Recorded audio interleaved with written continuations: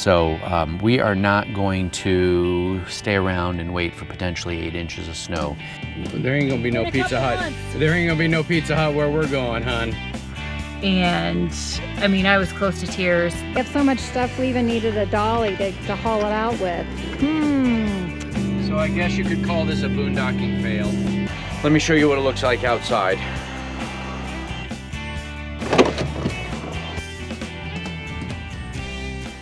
Good morning, everyone. So today we got a few projects. Tomorrow is departure day from here in the Bonneville Salt Flats area, and I'm going to re-grease the wheel bearings, and I'm not going to take you through that whole process. We've got a video where we talk about doing that, but I just wanted to kind of share an update with you. That's kind of another example of needing to be flexible when it comes to this lifestyle. So let me set you down here and start working on this, and I'll tell you the little story. All right, so we are scheduled to depart tomorrow, and the intention was to go to Bryce Canyon National Park. And we've gotten some mail that has been sent down to the Panguitch area, which is kind of the closest major town. It's not even a major town, but closest town. And I was talking with Rob yesterday, who is currently over in Capitol Reef, but going to be catching up with us. He mentioned, hey, did you look at the forecast? And I knew it was supposed to be cold in that area for a few days, but he had me take another look, and it turns out today is Wednesday. And it turns out that for Thursday, Friday, Saturday, and Sunday, the highs are like in the 40s with lows in the low 20s. But most importantly, we can survive that. We've done that before. But most importantly, on both Friday, they're supposed to get 2 to 4 inches of snow, and Saturday they're supposed to get 2 to 4 inches of snow. So we are not going to stay around and wait for potentially 8 inches of snow.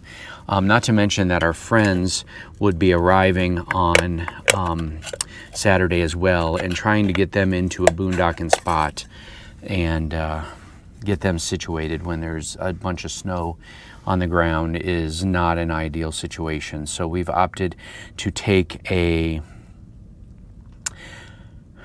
audible, if you will, and we are heading a little bit further south where it's about 10 degrees warmer and forecasting no snow.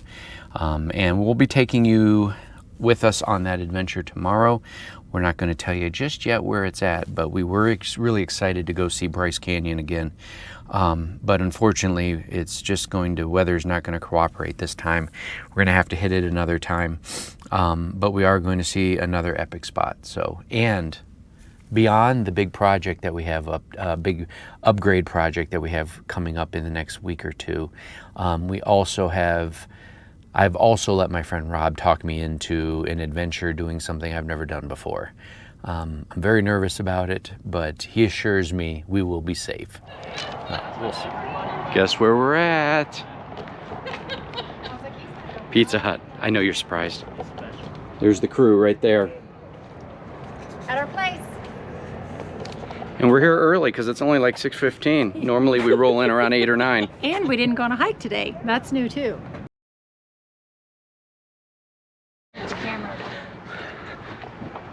All right, hashtag fail. No pizza for us tonight.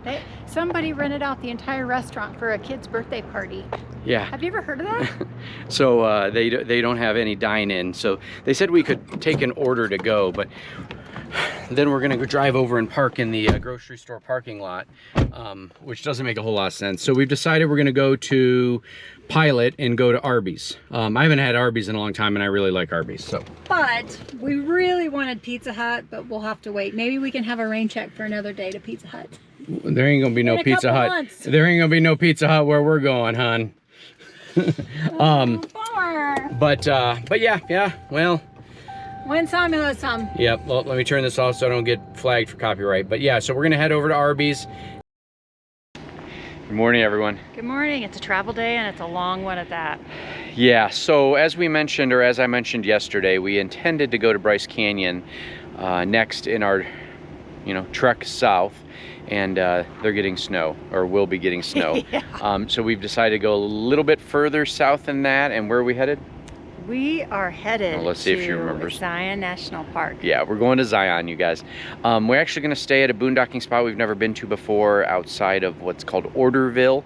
It's outside the east entrance. The last time we were there, we stayed at Hurricane Ridge or something like that over by the west side, or the west entrance. So we're excited, but it's going to be a long day. We're also going to stop at the post office in Panguitch, which is near Bryce, to pick up some of our deliveries that have arrived, but we're probably going to have to run back up there again sometime next week to get a few more things. But you know, those are important deliveries because it's something for the big project we got coming up here in the next month or so. But yeah, so we've got about an 8-hour drive day. I'm calculating at the speed at which the RVs travel, and stopping to get gas and some Diet Mountain oh yeah, Dews. we got to stop for those too. So here we go. We're saying goodbye to everybody, but we're going to see them soon.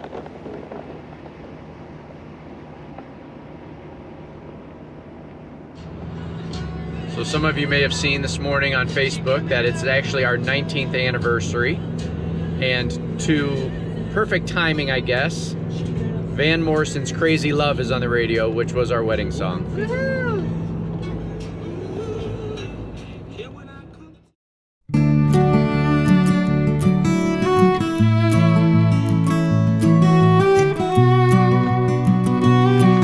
All right, stop number 1, finally. We left at 8 o'clock and it is now 3 o'clock. So we've been on the road a while, folks. But we are at the Panguitch, Utah post office. We're having some stuff delivered here. I don't know, I don't think I'll be able to show it to you because the box may give it away, but we're picking up a big project.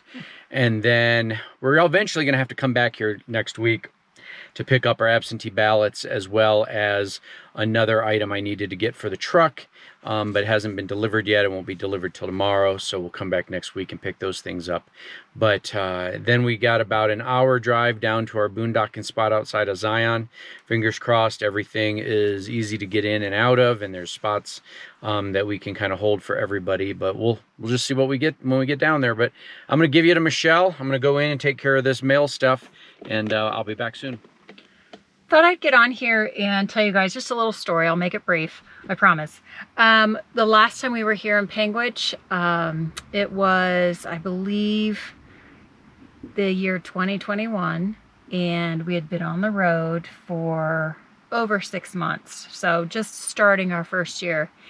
And it just so happened that our friends, Robert and Monique, and their children, Eagle and Mari, were vacationing nearby.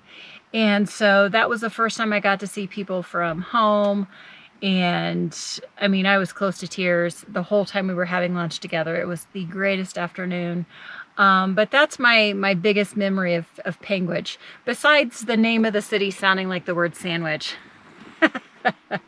So anyway, shout out to Robert and Monique and their kids. Again, that was a great visit. You're gonna have to talk because I don't Yeah, he doesn't have his microphone on. We have so much stuff, we even needed a dolly to haul it out with. I bet that makes you really curious what our project is, doesn't it? Hey guys, so we're calling an audible. There's nothing for us here outside of Zion, so we're actually going to turn around and go back up to Bryce and hopefully be able to get something in the spot that we originally planned, even though the weather's going to be pretty bad. At least to tide us over for a few days, and then we got to let the crew know. So we're just getting gas here outside of Zion, and then we're going to head north. So I guess you could call this a boondocking fail. As I mentioned, we've now turned around and we're heading back to the direction we came from. Oh, let me hit that. Yeah, there was nothing in the 6 or 7 big spots that we looked. They were all full here outside of Zion near Mount Carmel, I think is the name of that little town. So let me explain my thinking. We've got mail to pick up in Panguitch anyway. The snow has changed from 2 to 4 inches per day to 1 to 2 inches. So I'm thinking we can bide our time for at least 3 or 4 days, maybe get all the way through Tuesday up here at Bryce, and the weather should turn. and we'll just let our friends know once we get back up here what we're thinking about doing or what we've done.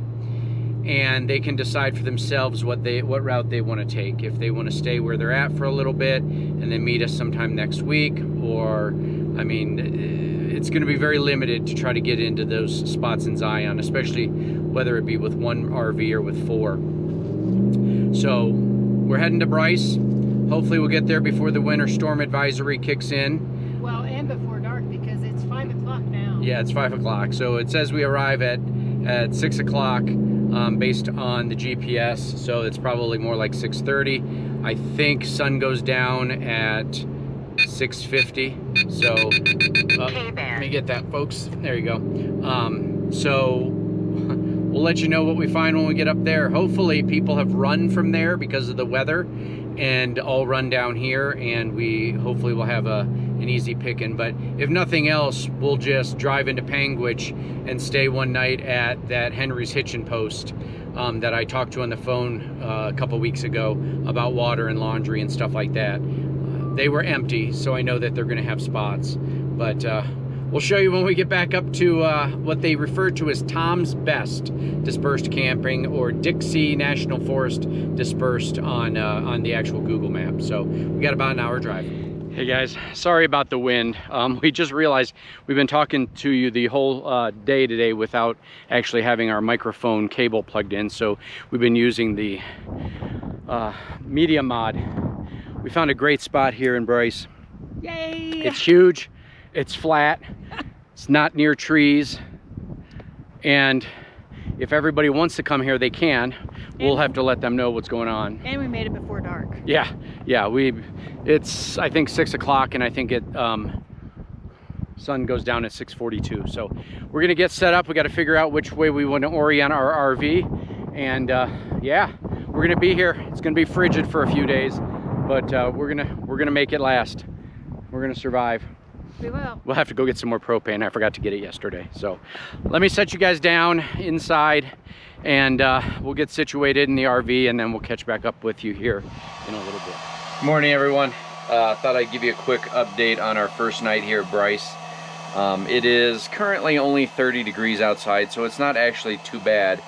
But I woke up this morning, it's like 4:15, and I heard the furnace fan running, but the flame won't ignite, probably because of our elevation, and because we're at like 8,000 feet. So let me show you what it looks like outside.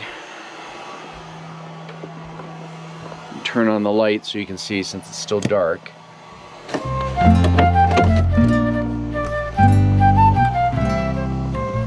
There we go, folks. Yeah, so we've got probably an inch or so on the ground already. So we have this wave heater, which we've used for years and does a fantastic job. I was able to get that started. So then really the issue is making sure the water lines don't freeze, since the furnace is supposed to have a Arctic climate package, which means it blows hot air in underneath the camper into the underbelly as well, and it is not doing that because the furnace won't light. So I knew from doing the floor repair video, and I'll link somewhere up here in the corner, I think, that video, I knew that one of the air ducts that used to go to the vent that we had directly below the kitchen here, I had disconnected and just run loose down there to add extra heating to the underbelly. So I took off the front of the furnace, and as you can see here, we took Michelle's hair dryer with our all powers power station, and figured out that the center one right here is actually the one that goes into the underbelly, along with that small one, which is the factory one. And so we are now just using Michelle's hair dryer and blowing hot air in there. We tested the other two, and the air came up through the vents right there, so we knew that it was the center one that is actually the one that has is open into the underbelly.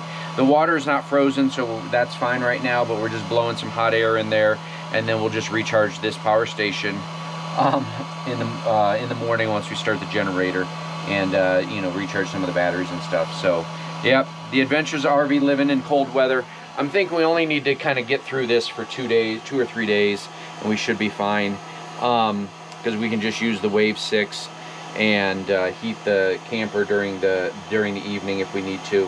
What I probably will do, because I'm not going to be able to run the hairdryer all day long, is I'll probably just take a little fan and put a little fan there and blow the warm air from in here under to the underbelly through the day. So that's our plan. I've been trying to get the furnace to work. I'm going to look for some more troubleshooting here on YouTube. But for now, this is working. Joy.